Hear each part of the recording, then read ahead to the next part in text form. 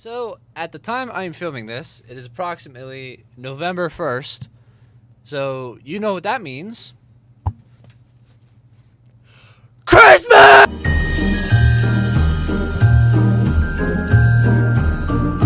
It is finally time. Get your Santa hats out. Put the Halloween crap away. It is Christmas time. Hello everybody, welcome back to my channel on Deal at 3. Today I'm actually going to be doing a video that was actually pretty highly requested, and that is how to increase your speed on the run-up in your long jump. This is a big deal, mostly because I have not done a track video in months, and I'm finally doing it. In other big news, on December 6th, I have my first meet. So, approximately early December, you will be getting another track and field vlog. So, look forward to that. I have a lot of golfer subscribers on this channel. I got a lot of religious subscribers. I got a lot of track subscribers. Lately, I've not been showing love to the track subscribers, but you guys are getting it. But in this video, what I'm going to do is I am going to go over what makes up your speed on the run-up. Basically, your sprinting. And I'm going to give you some drills, hopefully break things down. That way, you don't feel like you're a snail running down the runway, which, trust me, I have been there. I am not the fastest person myself. So, keep in mind, I may look like a hypocrite in this video because I don't have a lot of speed in my run-up.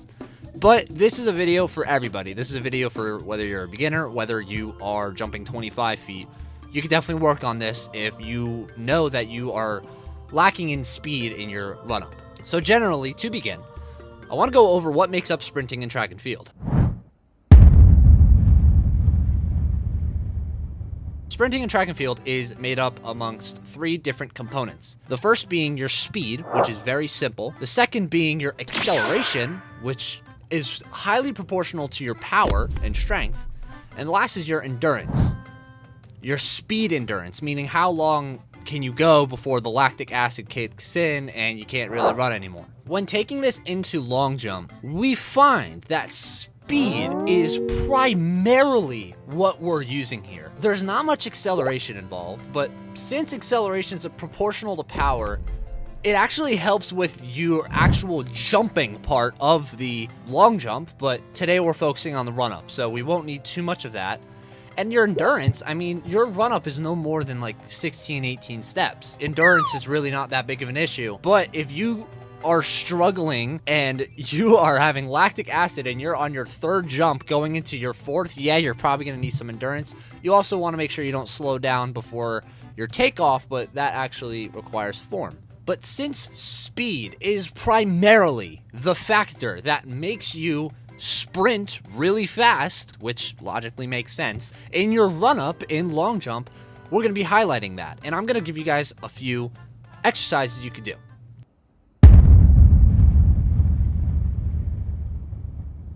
Generally, if you didn't have any ideas beforehand, run. Run fast, run hard, and sprint. If you want to improve on it, you got to do it over and over again. That's just how it works. Now, for the actual efficiency of gaining the speed in a shorter amount of time, you should probably listen to some of the exercises I'm going to do because they can break down and highlight speed rather than these other two factors that are not as important.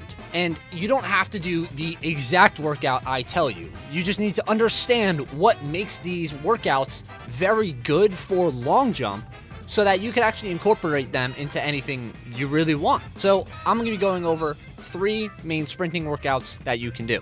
The first is a semi 150 meter dash. For the first 25 meters, you will kind of do a push. You will take long, forceful, powerful strides and focus on really pushing, similarly to how you will do in the beginning of your run-up in long jump. That's what it's supposed to mimic. It also helps with that power and acceleration factor. Then after you do your push, right around here, the 25 meter mark or so, you can eyeball it, you are going to hard sprint, 90 to 95%, maybe even 100% if you're getting closer to meets and preseason is kind of coming to an end. Once you hit that 75 meter mark, you can die down, decelerate for the last 50 meters. You can do it for 25 meters if 50 meters is you feel like too much, which is fair. What this does is, it's like I said before, it's very similar to how you will actually run in a long jump. You will push, sprint hard, and then I guess if you want to call your jump decelerating, I don't know, but generally you're gonna do some kind of push and you're gonna sprint hard. It's just in this scenario, it's extended to help individualize those sections and also help with your speed. What this also does is it actually highlights the endurance part of your sprinting. You do need to work on your endurance a little bit. I'm sorry, as a long jumper, you probably don't want to hear it, but you need to do it. You don't need to do it often, but this could definitely help with that. And what you should do, I recommend, is you do this once a week, but then later in the week, not close to the day you do this, you do an endurance-based workout. So you either do a few 150s or you do a few 200s, get the lactic acid pumping, get tired. Next workout I have is pretty simple. It is just a 50-meter dash. Now, these next two are really going to highlight the speed factor, because what you need to do is you need to highlight speed by avoid highlighting the other two factors. So avoid endurance by not running too long, and avoid accelerating by depending on how quickly you want to accelerate. It's pretty simple. It's in the name. So what I have for this workout is very simple. You walk into a 50-meter dash, or you jog into a 50-meter dash. Take a few steps back and jog into it. You want to limit how hard you are coming out of the gate, because that can, one, help you on your actual run-up so that you're not going hot off the gate on your actual run-up. You want to build up your run-up. And the second thing is it also helps increase your speed rather than focusing more on power. However, what I recommend is you do about 5 or 6 of these, and then you do 3 or 4 more on a down start. And this is the third workout, because like endurance, you still need to highlight the power. If anything, you need to highlight it more, because power is very important for long jump. But basically, it's very simple. Do mostly some hard 50-meter sprints, and then turn the 50-meter sprints into a down start to focus on your power. I think that's very good. It's also very good to do that when you're more tired. That way, if you want some more endurance, you could help with that. But these 3 workouts will mainly focus on speed, semi-focus on endurance, but focus on power a little more than endurance, because power is a lot better. Now, what I was going to say is, if you still want more power, which you should be doing this, you should have more power, I highly recommend doing plyometrics. Plyometrics are very good. It could be consisting of anything. Look up any plyometric workout. It could be box jumps. It could be toe bounces, split jumps, star jumps, variety of things. Making them weighted is even better, because weighted plyometrics forces you to be quick, and that's what builds up power. How much force you can put into the ground, or just how much force you can generate in a short amount of time. So generally, if you are looking for a schedule to work on your speed while still being able to incorporate some long jump, basically the 3 workouts I gave you.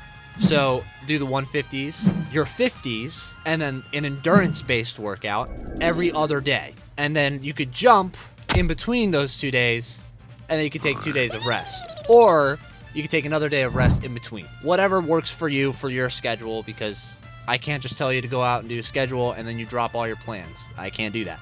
You are yourself. However, this is the one thing that is most important. If you want to jump far in long jump, you need passion.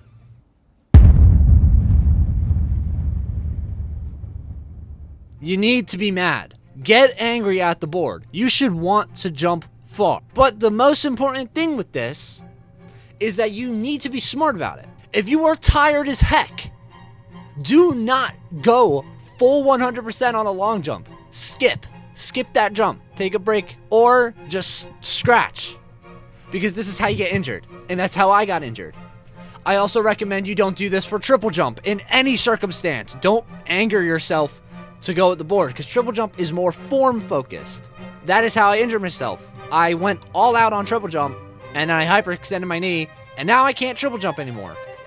Don't do it. But in long jump, get mad, because long jump is so speed based that you need to get mad. But if you are tired, don't do it. Be smart. Know your limits.